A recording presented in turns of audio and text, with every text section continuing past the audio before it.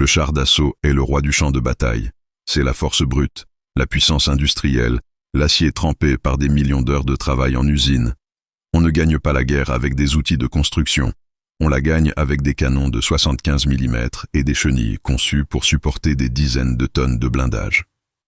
Du moins, c'est ce que la doctrine militaire prêchait. Quiconque proposait une solution en dehors de ce dogme était un illuminé, un rêveur, un homme à écarter. Aujourd'hui, nous allons raconter l'histoire d'un de ces rêveurs. Un simple mécanicien de campagne, un soudeur, que les officiers appelaient, non sans mépris, le fou. Un homme dont le génie ne résidait pas dans la lecture des plans d'état-major, mais dans la manipulation du chalumeau et de la masse. Il était affecté à une unité de génie, chargée de déblayer les routes et les ruines. Son outil, un Caterpillar D7, un bulldozer civil, lourd, lent, conçu pour construire, non pour combattre. Mais face à l'impasse des lignes allemandes, face à des bunkers que les chars classiques ne pouvaient pas détruire, ce mécanicien a eu une idée folle. Il a vu que ce bulldozer, avec son blindage d'acier brut et sa puissance de bélier, était déjà un tank. Il lui manquait juste la voie, et il l'a forgé. Il a soudé une arme de guerre sur un engin de chantier, créant ainsi, dans l'urgence et le secret, un nouveau type de char d'assaut, une machine grotesque mais efficace. Avant de plonger dans cette forge du destin, où un homme a défié l'armée allemande avec une pelle blindée, assurez-vous de soutenir notre chaîne. Abonnez-vous et laissez un like si vous aimez ces histoires d'improvisation géniales. Dites-nous dans les commentaires de quel pays et de quelle ville vous nous suivez.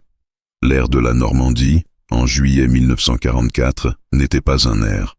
C'était une soupe épaisse de poudre, de poussière de craie et de l'odeur métallique et douceâtre du sang. Les armées alliées étaient embourbées.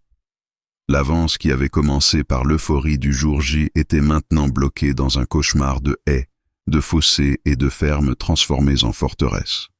C'était le bocage, un labyrinthe vert et mortel, les chars Sherman, ces magnifiques machines de la production américaine, étaient des proies faciles.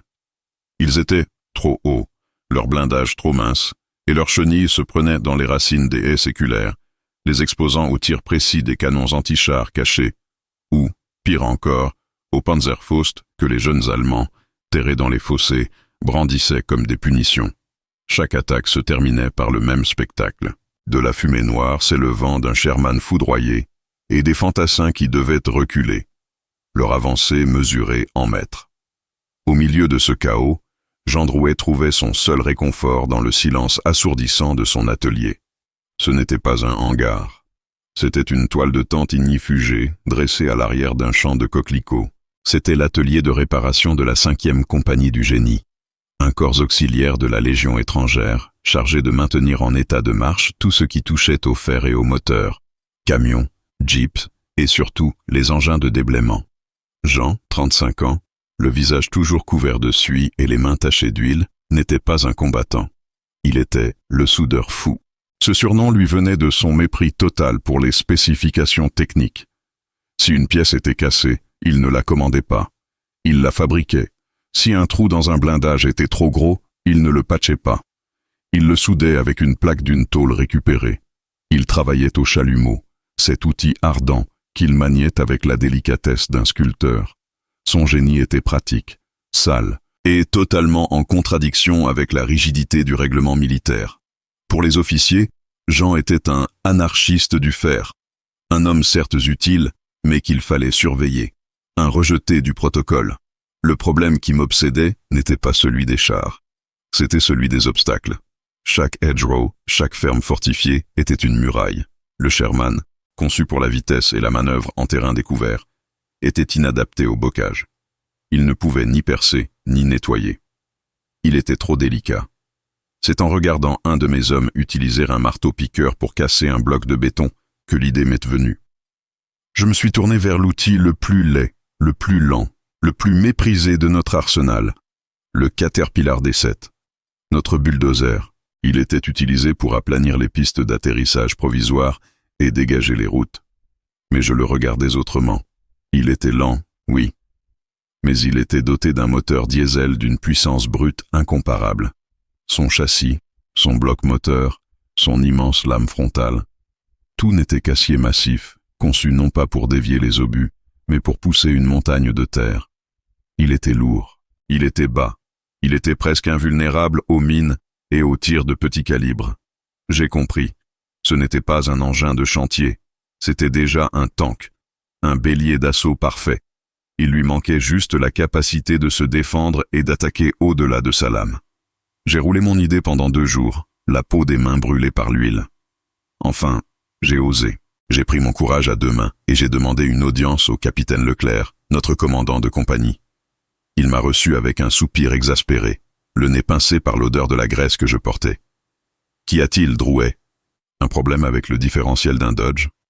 Soyez bref. » J'ai posé mes plans, gribouillé au crayon gras sur un papier d'emballage. « Mon capitaine, ai-je dit, nous perdons des hommes contre le bocage. Le Sherman ne peut pas percer. Je propose de transformer notre D7, de lui souder un blindage supplémentaire et d'y installer un canon, d'en faire un char de démolition, un bélier blindé capable de nettoyer la voie pour l'infanterie. » Le capitaine Leclerc a regardé mes dessins, puis il a ri, pas un rire joyeux, un rire de mépris total. Il a tapoté du doigt mes schémas, là où j'avais dessiné une tourelle grotesque sur le toit du bulldozer. « Un canon sur un caterpillar, Drouet. Êtes-vous devenu fou?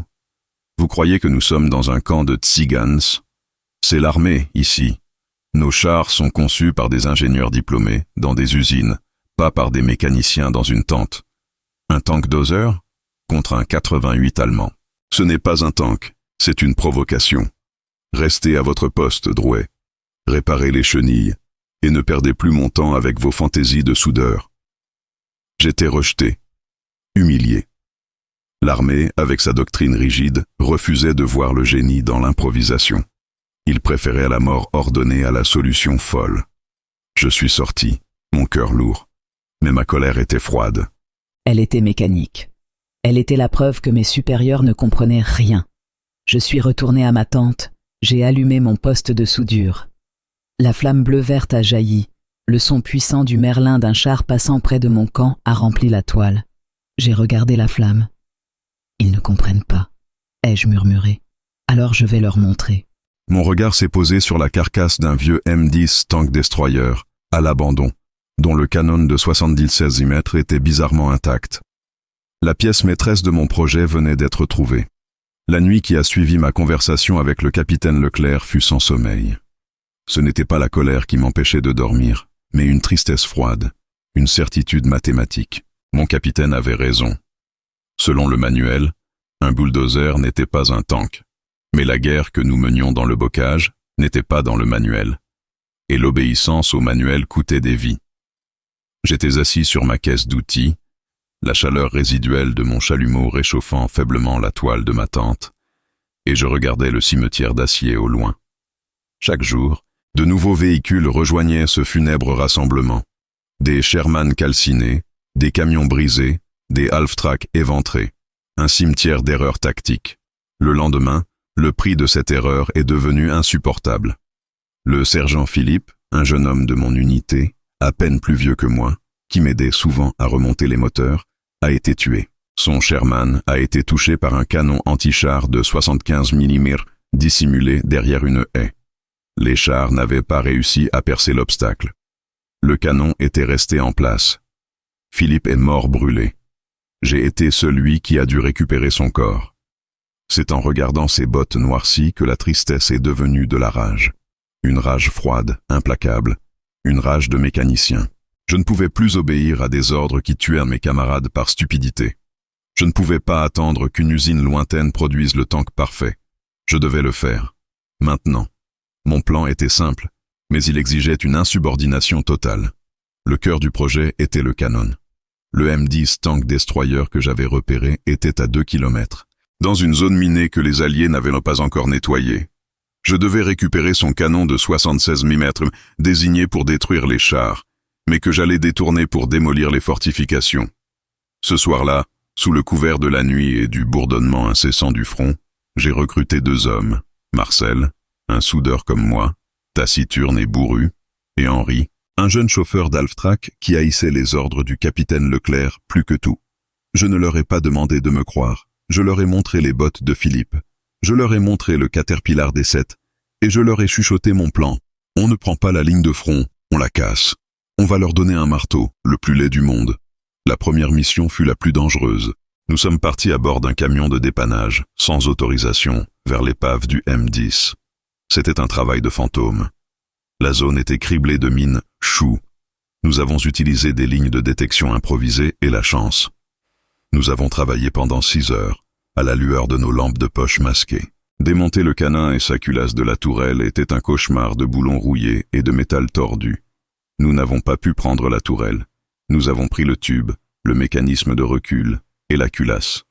Nous avons utilisé le treuil du camion de dépannage pour traîner le lourd canon à travers les champs jusqu'à ma tente. C'était un acte de mutinerie passible de la cour martiale et d'une exécution sommaire. Mais la rage était plus forte que la peur. Le véritable travail a commencé alors. Mon atelier est devenu une forge de la nuit. Nous avons travaillé uniquement entre 23h et 4h du matin, le bruit de la meuleuse et du chalumeau étant masqué par le tir d'artillerie lointain. Le capitaine Leclerc était un homme de routine. Il ne venait jamais après 18h01. Nous avions la nuit. J'ai utilisé l'acier le plus épais que j'ai pu trouver. Nous avons découpé les plaques de blindage latéral d'un char Sherman hors service. Des plaques qui avaient été perforées par un 88, mais qui étaient encore utilisables. J'ai créé un sarcophage pour la cabine du D7, soudant les plaques en angle vif pour maximiser la déflexion. Le D7, avec son moteur lourd, pouvait supporter le poids. Il pouvait supporter le blindage. Il pouvait supporter l'insulte. Le défi technique était le canon. Je ne pouvais pas monter une tourelle. C'était trop complexe et le châssis n'était pas conçu pour ça. Je l'ai monté fixe, rigide, juste au-dessus du centre de la lame frontale, perçant une ouverture dans l'épaisse plaque d'acier. Le canon ne pouvait pointer que droit devant, avec seulement une légère élévation possible grâce à un système hydraulique que j'ai détourné de la commande de la lame. C'était la clé de ma philosophie. Ce canon n'était pas destiné au duel de chars. Il était destiné à la démolition de bunkers, de murs de béton, à bout portant. L'obus devait frapper là où la lame ne pouvait pas aller, ou vice-versa. Le blindage frontal, ce qui restait de la tourelle du M10, était soudé directement sur la lame du bulldozer. La lame est devenue une cuirasse. Le D7 n'était plus un bulldozer.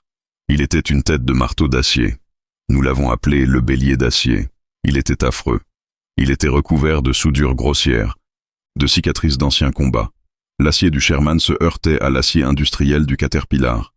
Le canon de 76 mm, noir et menaçant, sortait du front de la lame. Il n'y avait pas de peinture, pas de camouflage. C'était un monstre de Frankenstein mécanique. La cabine était un four. La visibilité, presque nulle, assurée uniquement par d'épaisses fentes de vision que j'avais découpées à la hâte. Lorsque la première lueur du jour a traversé la toile de la tente, le bélier d'acier était terminé. Il était opérationnel. Jean Drouet, le soudeur fou et mutin, venait de créer un nouveau type de char. Et il était prêt à se battre. La première lumière de l'aube, filtrant à travers le brouillard normand, a révélé le bélier d'acier dans toute sa splendeur grotesque.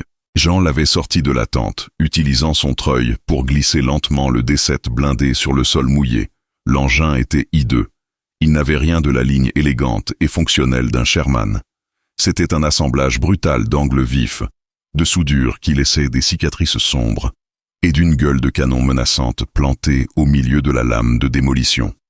La cabine, maintenant, un cube anguleux d'acier récupéré, lui donnait l'allure d'un insecte préhistorique. Le bourdonnement lent et puissant de son moteur diesel, conçu pour traîner des arbres et non pour chasser des hommes, remplissait l'air d'une basse sourde. Tout le camp de la 5e compagnie du génie s'est arrêté.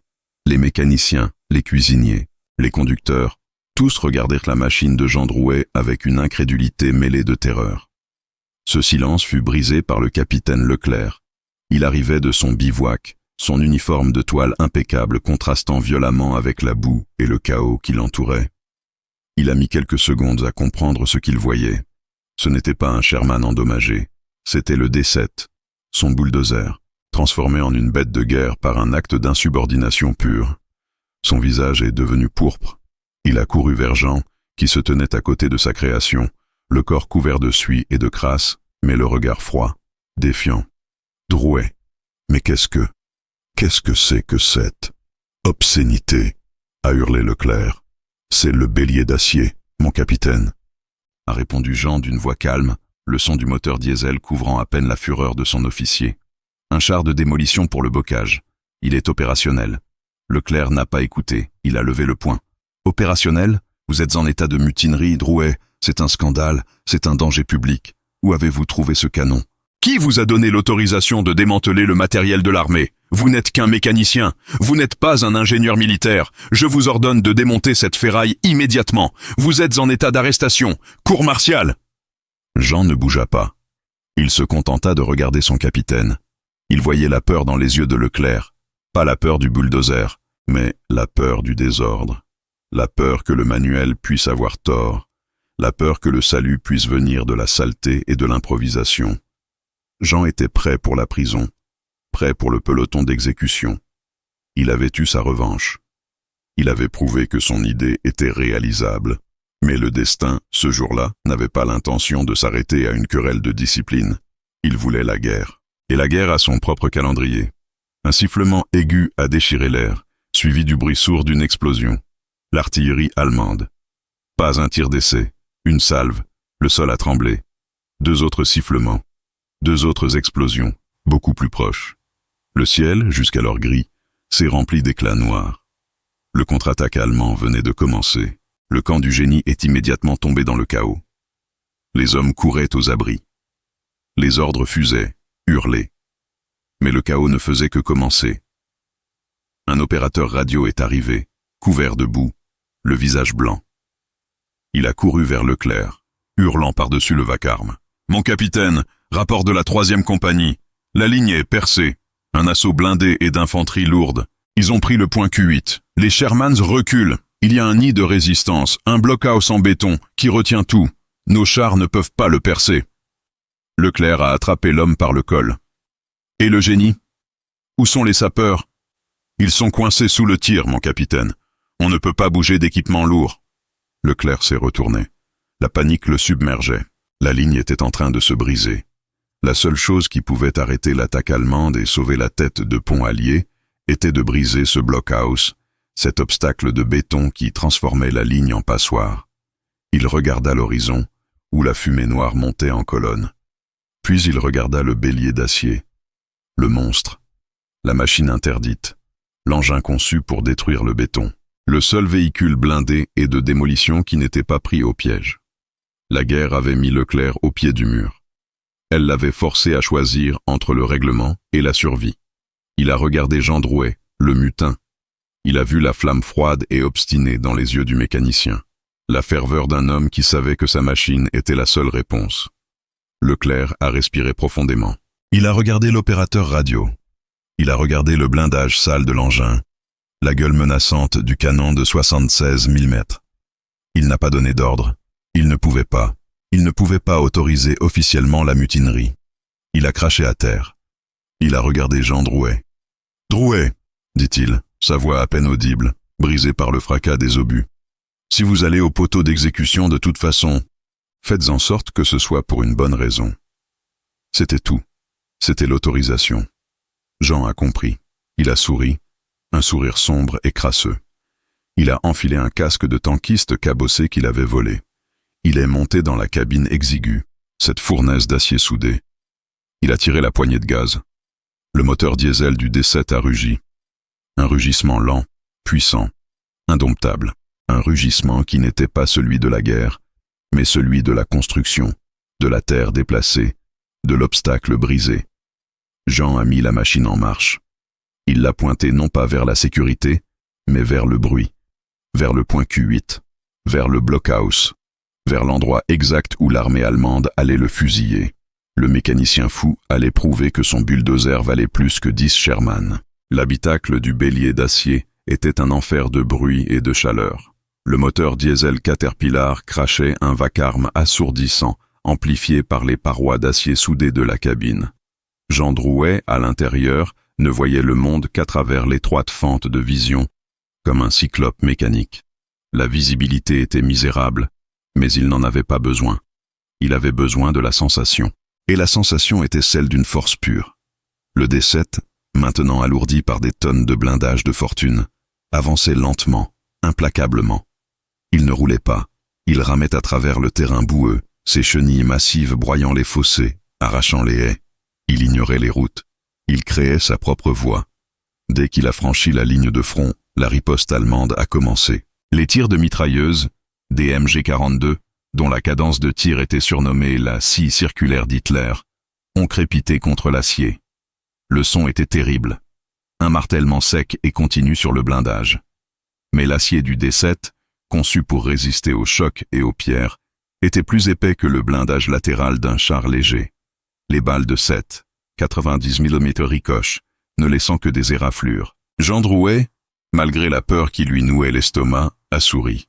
Sa folie était bonne. Son tank n'était pas conçu pour la guerre de mouvement. Il était conçu pour l'encaissement. Mais les Allemands ont vite compris qu'ils n'avaient pas affaire à un tank classique.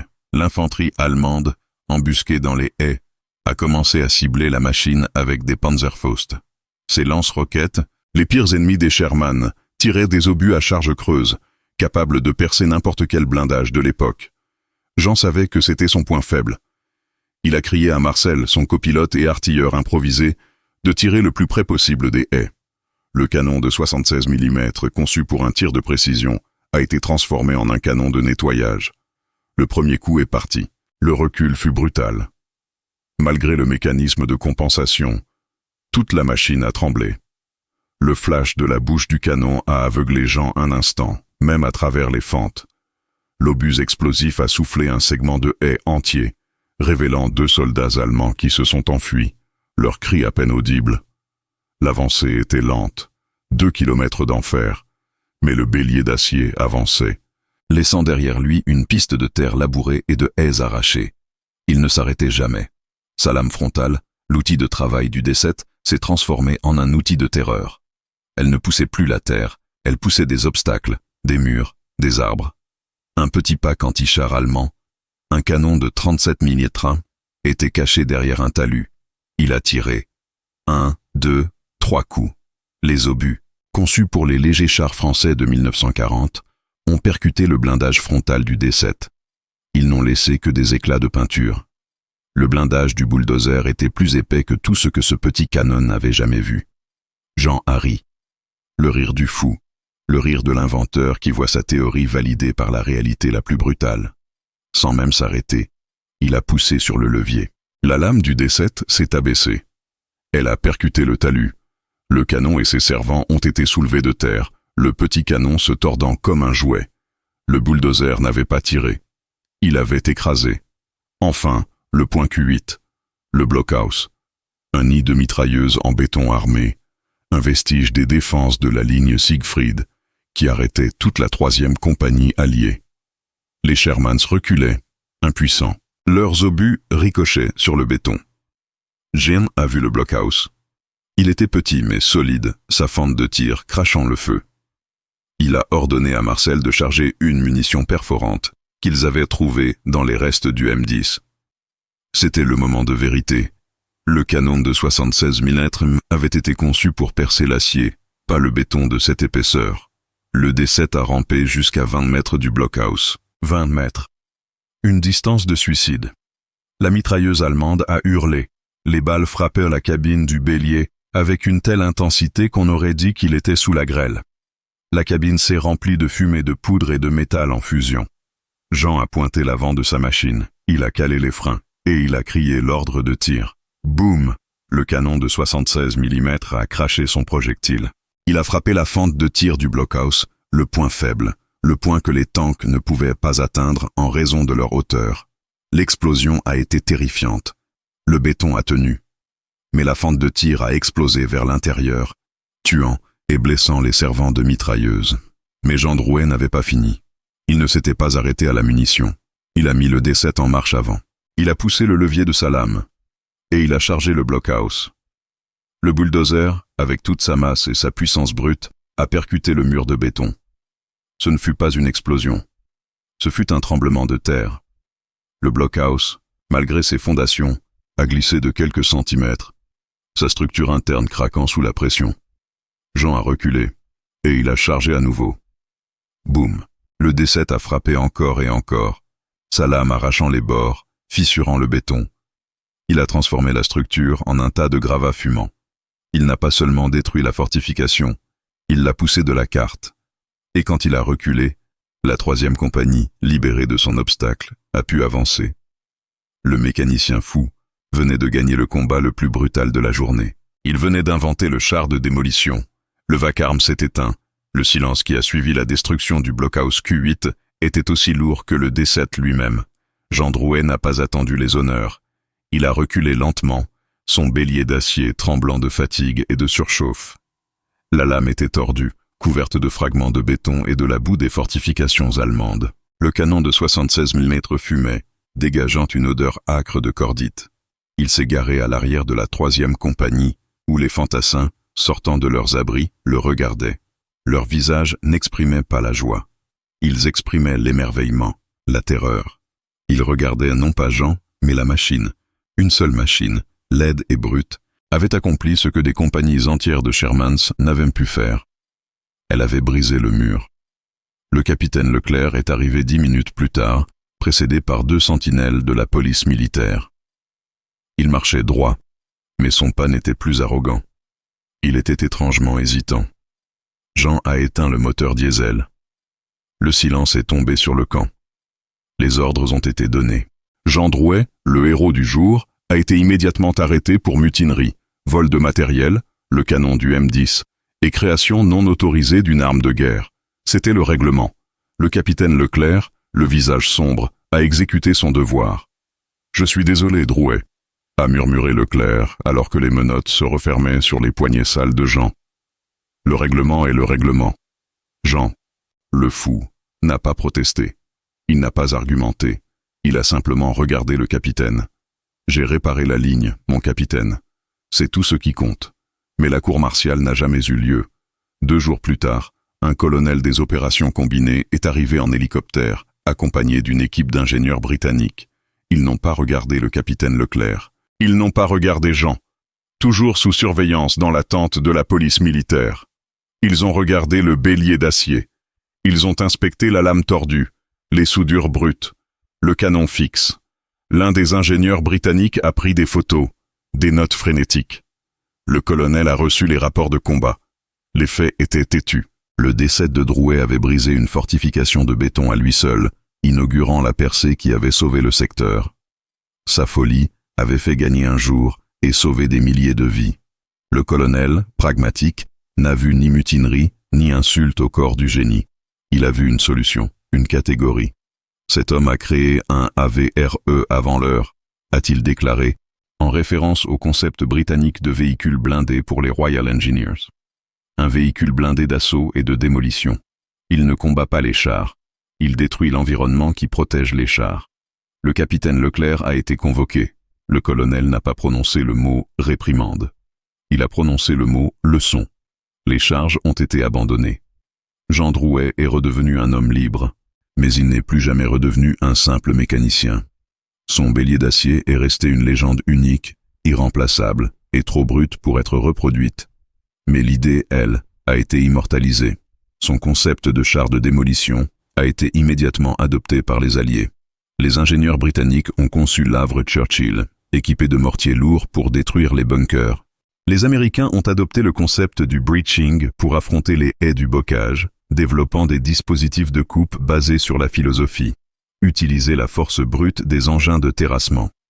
Le soudeur fou est devenu l'influence théorique derrière une nouvelle génération de véhicules blindés d'ingénierie. Il a prouvé que le rôle du char ne se limitait pas à la bataille contre le Panzer, mais à la bataille contre la terre et le béton. Jean Drouet s'est vu offrir une médaille, une promotion et un poste d'ingénieur civil dans un centre de recherche de la 7e armée. Il a refusé tout.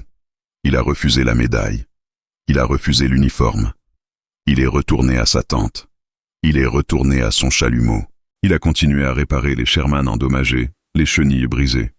Il a laissé les autres reproduire son idée. Sa victoire n'était pas un grade. Sa victoire, c'était le souvenir de Philippe, le souvenir de l'arrogance de Leclerc, le souvenir de la peur dans les yeux de l'Obersturmführer. Jean Drouet était un homme simple. Il a vu un problème sur le terrain, il a vu l'outil le plus efficace pour le résoudre, et il a ignoré le manuel. Il a créé un char d'assaut unique, non pas par des plans sophistiqués, mais par la seule intelligence de l'improvisation et la rage de l'injustice. L'armée voulait l'acier parfait. Il lui a donné le chaos du génie. Et ce chaos, né de la folie d'un soudeur rejeté, a changé la guerre des blindés pour toujours.